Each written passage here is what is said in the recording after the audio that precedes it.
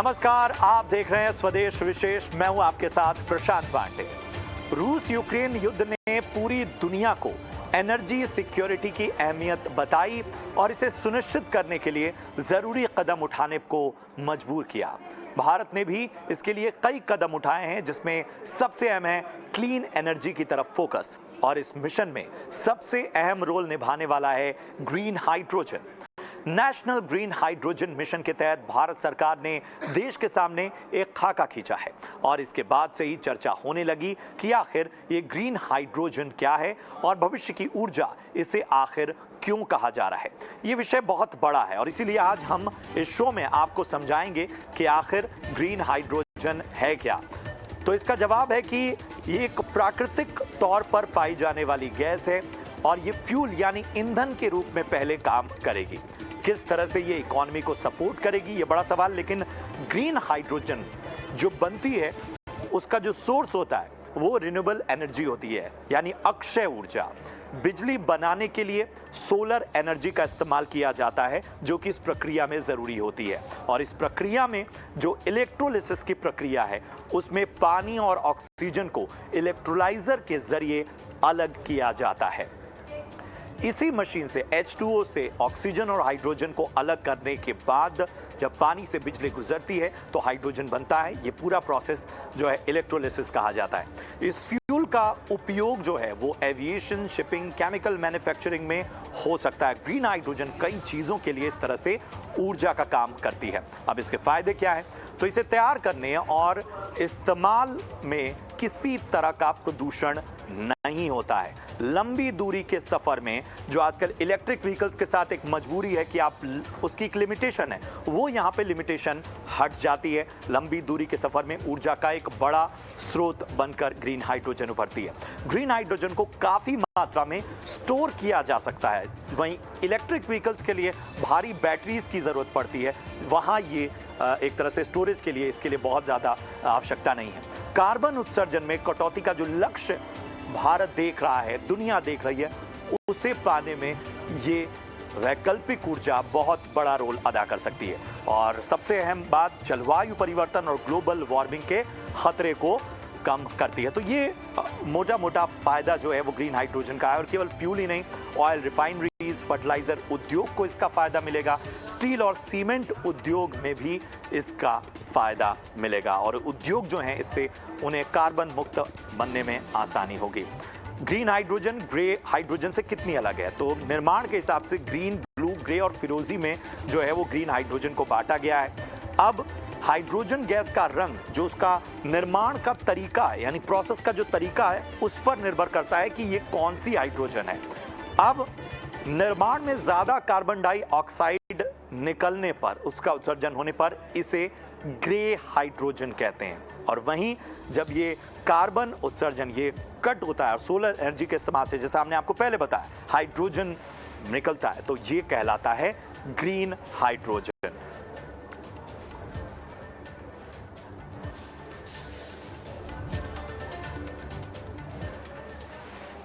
और आपको बता दें कि बेंगलुरु में इंडिया एनर्जी वीक 2023 का उद्घाटन करते हुए पीएम मोदी ने नेशनल ग्रीन हाइड्रोजन मिशन की अहमियत बताई। उन्होंने कहा कि अगले 5 सालों में ग्रे हाइड्रोजन रिप्लेस हो जाएगी और उसकी जगह ग्रीन हाइड्रोजन का हिस्सा 25% तक बढ़ जाएगा। चलिए आपको प्रधानमंत्री मोदी का ये बयान सुनाते हैं। बेंगलुरु टेक्नोलॉजी, टैलेंट और इनोवेशन की एनर्जी से भरपूर शहर है। मेरी तरह आप भी यहां की युवा ऊर्जा को अनुभव कर रहे होंगे। ये भारत की G20 प्रेसिडेंसी कैलेंडर का पहला बड़ा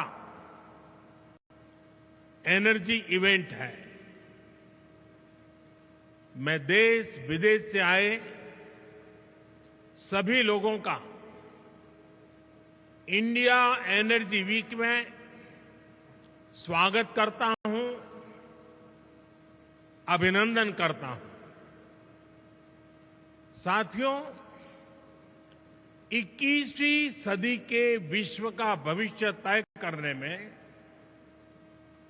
एनर्जी सेक्टर की बहुत बड़ी भूमिका है। एनर्जी के नए रिसोर्सेज को डेवलप करने में, एनर्जी ट्रांजिशन में आज भारत विश्व के सबसे मजबूत आवाजों में से एक है। तो ग्रीन हाइड्रोजन सरकार के टॉप एजेंडे में शामिल है और बजट में वित्त मंत्री निर्मला सीतारमण ने ग्रीन हाइड्रोजन के लिए 19,700 करोड़ के बजट का ऐलान किया। Prime Minister has given a vision for life or lifestyle for environment to spur a movement of environmentally conscious lifestyle. India is moving forward firmly for the Panchamrit, the net zero carbon emission by 2070 to usher in green industrial and economic transition. This budget builds on our focus on green growth. The recently launched National Green Hydrogen Mission, with an outlay of 19,700 crores, will facilitate transition of the economy to low carbon intensity, reduce dependence on fossil fuel imports, and make the country assume technology and market leadership in this sunrise sector. Our target is to reach an annual production of 5 MMT by 2030. Energy transition. This budget provides for 35,000 crores for priority capital investment towards energy transition and net zero objectives and energy security by Ministry of Petroleum and Natural Gas. To steer the economy on sustainable development path, battery energy storage systems with capacity of 4,000 MWH will be supported with viability gap funding.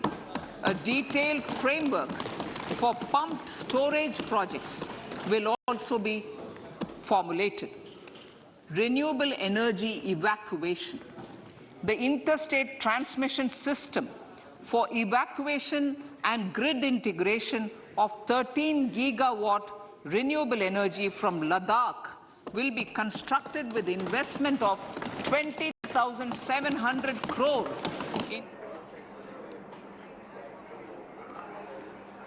और वहीं Tata power के MD और CEO Pravir Sinha ने हमसे खास बातचीत में कहा कि आगे ग्रीन एनर्जी के लिए सरकार की बड़ी योजनाएं हैं। पिछले कई सालों से और अप टू 2030 बहुत बड़ा प्लान है गवर्नमेंट का नॉन कार्बन जनरेशन के लिए कि 500 गीगावाट का हमारा नॉन कार्बन जनरेशन होगा, जिसमें नई कैपेसिटी करीब 300 गीगावाट कैपेसिटी आएगी।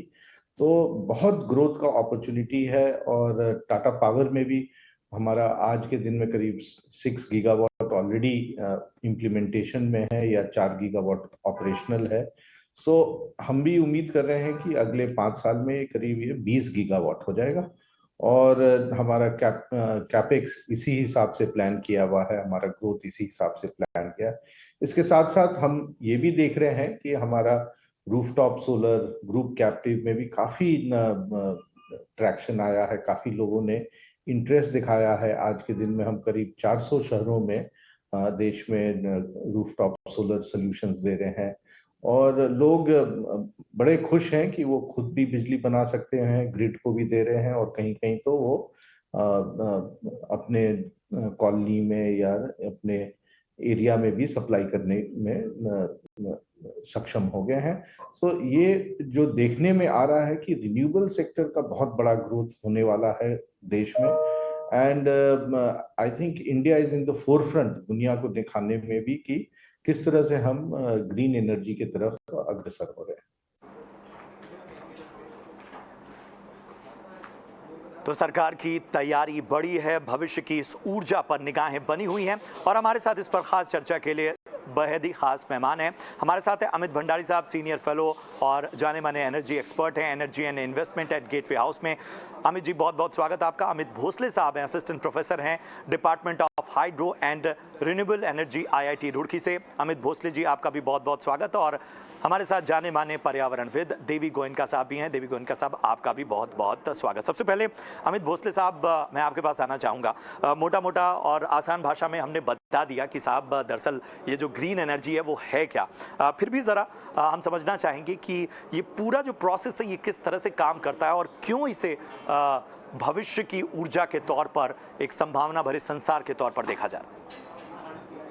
जी, थैंक यू मुझे यहाँ पे बुलाने के लिए।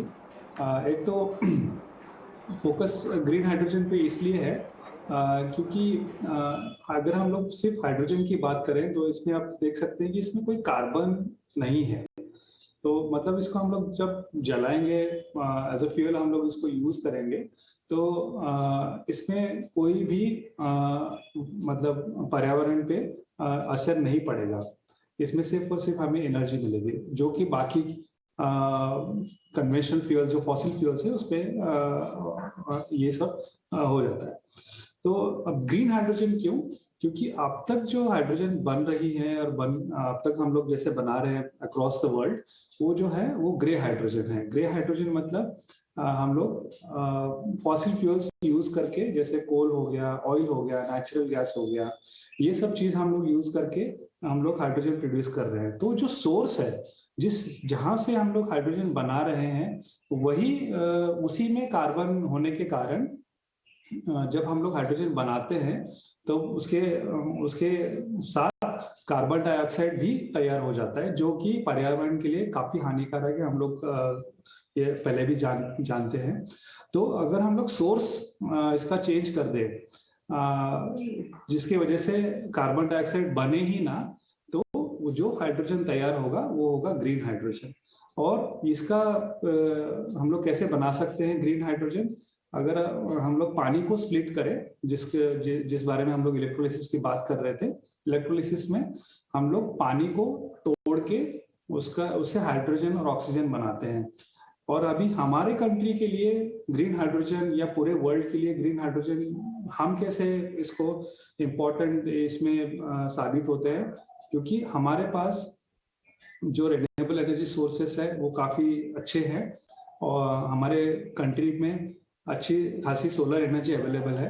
और दूसरी सबसे इम्पोर्टेंट बात, हमारे पास पानी भी बहुत मुबलक क्वांटिटी में अवेलेबल है। जो सी वाटर की मैं बात कर रहा हूँ, हमारे पास सी शोर ऑलमोस्ट 7,000 किलोमीटर्स का अवेलेबल है। तो इसका मतलब अगर हम सोलर एनर्जी और सी वाटर को अगर हम लोग यूज करें तो हम लोग ग्रीन हाइड्रोजन बना सकते हैं। ये जो इंफ्रास्ट्रक्चरल सपोर्ट हमें चाहिए वो हमारे पास पहले से तैयार है।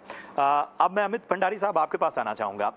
क्या ग्रीन हाइड्रोजन, मैं ये बड़ा बेसिक सवाल इसलिए पूछ रहा हूँ क्योंकि जब हम ऊर्जा की बात करते हैं तो सीधा कंज्यूमर जो है वो सोचता है कि साहब अभी तो इलेक्ट्रिक व्हीकल्स की बात हो रही है, अब ये ग्रीन हाइड्रोजन सामने आ रहा है। तो ज़रा बहुत स्पष्ट सीधा सा सवाल है मेरा कि इलेक्ट्रिक व्हीकल्स के मुकाबले क्या ये बेहतर ऑप्शन है? इसके क्या फैक्टर्स हैं और प्रैक्टिकल ग्राउंड्स पे अगर हम देखें तो इसकी संभावनाएं फिलहाल कितनी नजर आ रही है भारत के लिहाज से? इलेक्ट्रिक व्हीकल्स के मुकाबले हाइड्रोजन डेफिनेटली इंडिया के लिए बेटर ऑप्शन है। और ये मैं इसलिए कहता हूँ क्योंकि इलेक्ट्रिक व्हीकल्स में चाहे वो 2 व्हीलर हो या 4 व्हीलर हो, एक बैटरी होती है और जिस बैटरी के लिए लिथियम लगता है।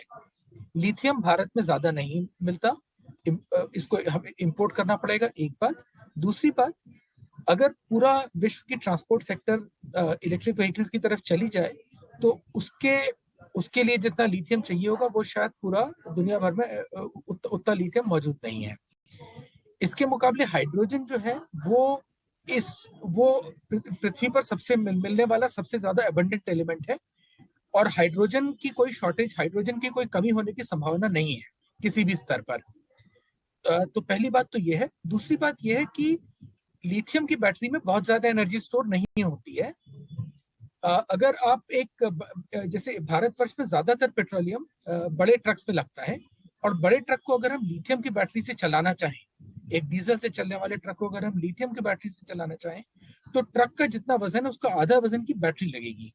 तो ये जो ये अगर कोई भी ट्रांसपोर्टेशन का काम ऐसे नहीं चल सकता है। हाइड्रोजन में इसके मुकाबले एनर्जी स्टोर करने की कैपेसिटी बहुत ज्यादा होती है। हाइड्रोजन जो है वो फॉर द सेम वेट वो लिथियम से लगभग 100 गुना ज्यादा एनर्जी स्टोर कर सकती है, और इसकी वजह से डीजल या पेट्रोल को अगर रिप्लेस करना है, हाइड्रोजन उसके लिए एक बेहतर ऑप्शन है। बिल्कुल, तो बहुत स्पष्ट है कि ये जो टेक्नोलॉजी है, ये जो इनोवेशन है, ये पूरी तरह से जो इलेक्ट्रिक व्हीकल्स की और बात है उससे कहीं ज़्यादा एडवांस और बेहतर है। देवी गोयनका साहब, अब आते हैं हम ज़रा पर्यावरण के लिहाज से। हम पर्यावरण के ग्रीन श्रृंगार की अगर हम बात कर रहे हैं तो इस ग्रीन हाइड्रोजन को कितना बड़ा बदलाव आप मानते हैं? मेरे ख्याल से इसमें जमीन आसमान का फर्क होगा। ये बहुत एनवायरमेंटली फ्रेंडली टेक्नोलॉजी है, और अगर हम सोलर एनर्जी और सी वाटर से हम हाइड्रोजन बना सकते हैं तो मेरे ख्याल से वो पूरा ट्रांसपोर्टेशन का जो फ्यूल, फॉसिल फ्यूल पे जो अभी डिपेंडेंट है, वो एकदम पूरा बदल जाएगा, and it will be completely green and completely pro environment. अगर हम रिन्यूएबल एनर्जी की बात करते हैं तो हम जानते हैं कि इंडिया में सोलर एनर्जी की कुछ कमी नहीं है। प्रॉब्लम हमेशा होता है सोलर एनर्जी को हम कैसे स्टोर करें, और कई टेक्नोलॉजी ट्राई की गई है, और स्टोरेज टेक्नोलॉजी एक्सपेंसिव है, बैटरी का वजन काफ़ी भारी होता है। हम देख रहे हैं कि कई जगह अनसेफ भी होता है क्योंकि बैटरी एक्सप्लोड होती है चार्जिंग के समय, और उसकी वजह से लोग की जान भी गई है। तो मेरे ख्याल से ये ग्रीन हाइड्रोजन टेक्नोलॉजी अगर एक बार शामिल हो गई देश में, और बड़े तौर से शामिल हो गई, तो प्रदूषण भी कम हो जाएगा, हमारा ट्रांसपोर्टेशन का खर्चा भी शायद कम हो जाएगा, और मेरे ख्याल से पूरी दुनिया का पर्यावरण को भी बहुत सारा फायदा होगा। और यही जो है बदलाव, और यही जो सोच है वो इसके पीछे, और यही वजह है कि भारत थोड़ा एग्रेसिव नज़र आ रहा है इस पूरी टेक्नोलॉजी, इस पूरे इस संभावना को देखते हुए। अमित भोसले साहब, अभी सर बोल रहे थे कि एक रिस्क जो है वो बैटरी और बाकी टेक्नोलॉजी पे होता है। क्या ग्रीन हाइड्रोजन के साथ भी रिस्क है? क्योंकि हाइड्रोजन ये नाम सामने आते ही रिस्क भी जुड़ जाता है। देखिए, मैं थोड़ा सा उसको ऐसे पुटअप करूंगा कि हाइड्रोजन तो फ्यूल है, तो कोई भी फ्यूल आपका जो है वो डेंजरस हमेशा होता है। पेट्रोल भी आपका डेंजरस है, डीजल भी डेंजरस है, और गैस भी डेंजरस है। तो हाइड्रोजन भी अनडाउटेडली डेंजरस है, बट लेकिन इतना डेंजरस नहीं है जितना हम लोग सोच रहे हैं। वो गैस है, उसको हम लोग आसानी से स्टोर भी कर सकते हैं, और वो हम लोग किसी भी पाइप से हम लोग एक जगह से दूसरी जगह पे ले जा सकते हैं। तो स्टोरेज का भी इतना इशू नहीं है जितना हम लोग सोच रहे हैं। और रही बात उसकी डेंजरस होने की, तो उसका जो फायर कैचिंग उसका प्रॉपर्टी है, वो किसी स्पेसिफिक उसके जो प्रॉपर्टीज होने के बाद ही वो फायर कैच कर लेता है, वो ऐसे फायर कैच नहीं करता। तो इसलिए वजह से वो बैटरीज के कंपैरिजन में काफी सेफ भी है। ठीक है। अमित भंडारी साहब, मैं आपके पास आना चाहूँगा। ये जो पूरी टेक्नोलॉजी है, अभी आप लोग तो एक ऑब्जर्वर हैं, बहुत स्टडी आप करते हैं, कितनी विकसित नज़र आ रही है? अगर मैं स्टेज के तौर पर देखूँ तो आप इसे किस स्टेज पे मानेंगे, और सफ़र कितना लंबा है? जो लक्ष्य भारत लेकर चल रहा है वो हासिल करने में क्या ये जो समय सीमा है वो ठीक है, या समय ज़्यादा लगने वाला है? देखिए, हाइड्रोजन, ग्रीन हाइड्रोजन टेक्नोलॉजी की अगर हम बात करें तो आज शायद ये उसी स्तर पर है जिस स्तर पर सोलर पावर इंडस्ट्री आज से 10 या 12 साल पहले थी, 10 या 15 साल पहले थी। जो सबसे बड़े विश्व में आजकल ग्रीन हाइड्रोजन प्लांट हैं, वो इलेक्ट्रोलाइजर प्लांट है, वो 20 मेगावाट, 30 मेगावाट, 40 मेगावाट कैपेसिटी के हैं। तो इस कैपेसिटी पर पायलट प्रोजेक्ट तो चल सकता है, लेकिन इस कैपेसिटी पे एनर्जी सप्लाई बड़े स्केल पे नहीं करी जा सकती है। अगर हम आज से 15 साल पहले जाएं तो सोलर पावर कुछ ऐसे ही लेवल पर थी कि पायलट स्केल प्रोजेक्ट 5, 10, 15 मेगावाट के हो रहे थे, लेकिन जो हजारों मेगावाट के प्लांट हम आज देख रहे हैं वो तब तक उभर के सामने नहीं आए थे। तो मेरा सोचना यह है कि ग्रीन हाइड्रोजन को सोलर या विंड एनर्जी के जितना वाइड स्प्रेड होने में जितना वाइड स्प्रेड होने में 10 या 12 साल का समय और लग सकता है। ये एक तो ये बात है। दूसरी आपने बात करी है कॉस्ट की, तो अभी ग्रीन हाइड्रोजन की जो कॉस्ट है वो आज की तारीख में फाइनेंशियली वायबल नहीं है।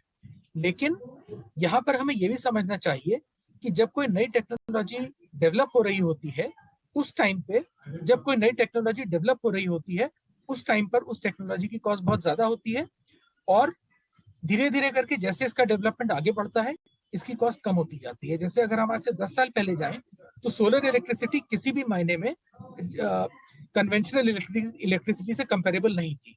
आज वो इक्वेशन एकदम पलट गई है। तो इसी तरह से अगर ग्रीन हाइड्रोजन का स्केल भी बढ़ेगा, उसकी कीमत भी नीचे आएगी। एक आखिर पॉइंट में और बोलना चाहूंगा, वो ये है कि ग्रीन हाइड्रोजन का इस्तेमाल फर्टिलाइजर इंडस्ट्री में भी हो सकता है, नेचुरल गैस को रिप्लेस करने के लिए यूरिया के प्रोडक्शन में, और यूरिया का बहुत डायरेक्ट लिंक फूड सिक्योरिटी के साथ होता है। तो अगर हम फूड सिक्योरिटी की बात करें तो फिर कीमत की बात शायद हमको ना सोचनी पड़े। ठीक है, ठीक है। अमित जी, आपने फूड सिक्योरिटी का जिक्र किया, और मैं थोड़ा रिकमेंडेशंस भी आपसे चाहूंगा कि आखिर कहाँ आपको लग रहा है कि थोड़ी कमी रह गई है। सिर्फ फ्यूल ही नहीं, कई और क्षेत्रों में इसका उपयोग बढ़ सकता है। ऐसे में आपकी रिकमेंडेशंस क्या होंगी? देखिए, भारत आजकल आज की तारीख में पेट्रोलियम भी इंपोर्ट करता है और नेचुरल गैस भी इंपोर्ट करता है। नेचुरल गैस का पिछले 1 साल में हमने देखा है कि यूक्रेन में जो लड़ाई हुई है, उसकी वजह से इंपोर्टेड नेचुरल गैस का जो प्राइस था जिसमें हम इंपोर्ट कर रहे थे, वो 4 या 5 गुना बढ़ गया है। इसका असर यह हुआ है कि काफी lower income, middle income country जो है, उन्होंने नेचुरल गैस को खरीदना ही बंद कर दिया है, वो उसको इस्तेमाल नहीं कर पा रहे हैं। अब नेचुरल गैस का भारत में इस्तेमाल कम होता है, एनर्जी के लिए कम होता है, फर्टिलाइजर प्रोडक्शन के लिए ज्यादा होता है। ग्रीन हाइड्रोजन नेचुरल गैस को रिप्लेस कर सकता है फर्टिलाइजर सेक्टर में यूरिया के उत्पादन के लिए।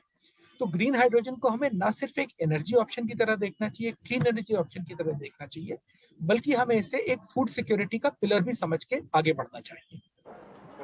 बिल्कुल, बिल्कुल। और देवी गोयनका साहब, मैं आपके पास आना चाहूँगा।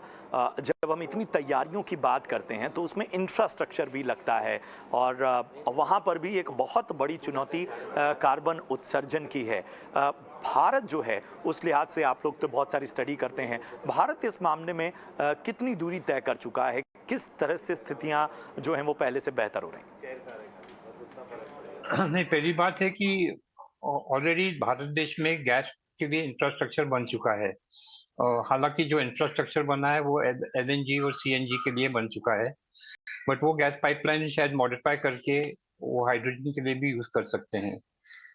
अगर हम टेक्नोलॉजी की बात करते हैं तो भारत की बड़ी बड़ी कंपनी ने अनाउंस किया है कि वो भी हजारों करोड़ का प्रोजेक्ट डाल के ये ग्रीन हाइड्रोजन टेक्नोलॉजी से हाइड्रोजन प्रोड्यूस करने वाले हैं। तो मेरे ख्याल से गवर्नमेंट का मेन थ्रस्ट होना चाहिए इंफ्रास्ट्रक्चर प्रोवाइड करने का, और जो भी फैसिलिटीज या प्राइवेट कंपनीज को चाहिए ग्रीन गैस मैन्युफैक्चर के लिए या डिस्ट्रीब्यूशन के लिए, उसमें अगर पब्लिक मनी इन्वेस्ट होगा तो मेरे ख्याल से ये काम बहुत जल्दी से और बहुत आसान हो सकता है। बिल्कुल।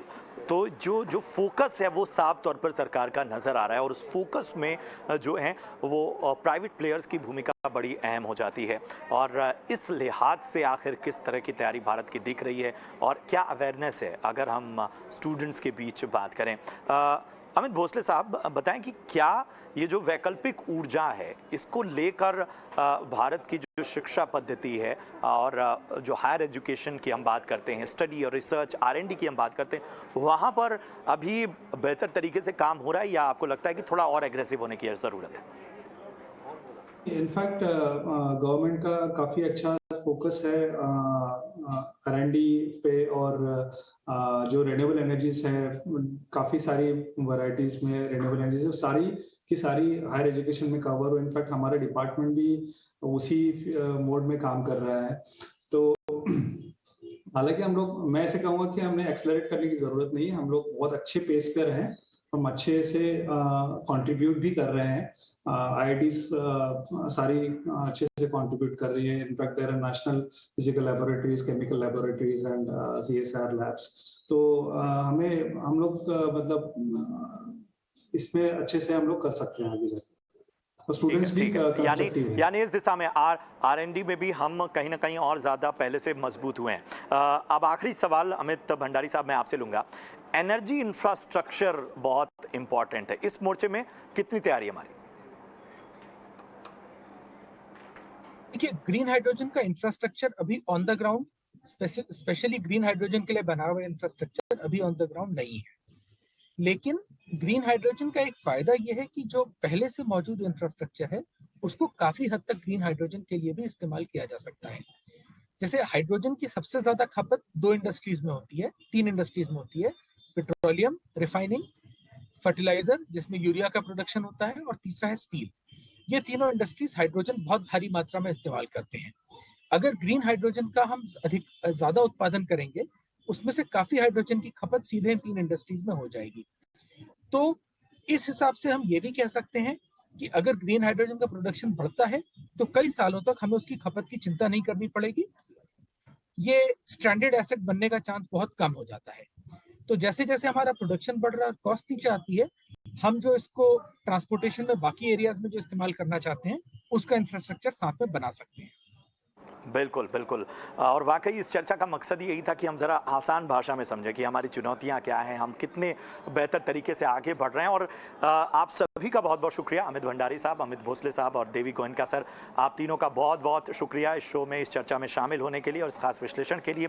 और उम्मीद यही है कि जो इस चर्चा का निचोड़ निकल कर आया कि हमारी जो तैयारी है वो काफ़ी एग्रेसिव है और हम कहीं ना कहीं इस भविष्य की ऊर्जा को बहुत ही गंभीरता से ले रहे हैं। सरकार से जो पॉलिसी सपोर्ट मिलना चाहिए, जो इंफ्रास्ट्रक्चर के लिहाज से सपोर्ट मिलना चाहिए, प्राइवेट प्लेयर्स की जो भूमिका है, वो सभी काफ़ी बेहतर नज़र आ रही है, संभावनाओं से भरी नज़र आ रही है। उम्मीद करते हैं कि आने वाले दिनों में इस वैकल्पिक ऊर्जा का जो संसार है वो और ज़्यादा बेहतर हो, ताकि पर्यावरण को भी बेहतर तरीके से बचाया जा सके। फिलहाल इस चर्चा में इतना ही। आप देखते रहिए ET Now स्वदेश। नमस्कार।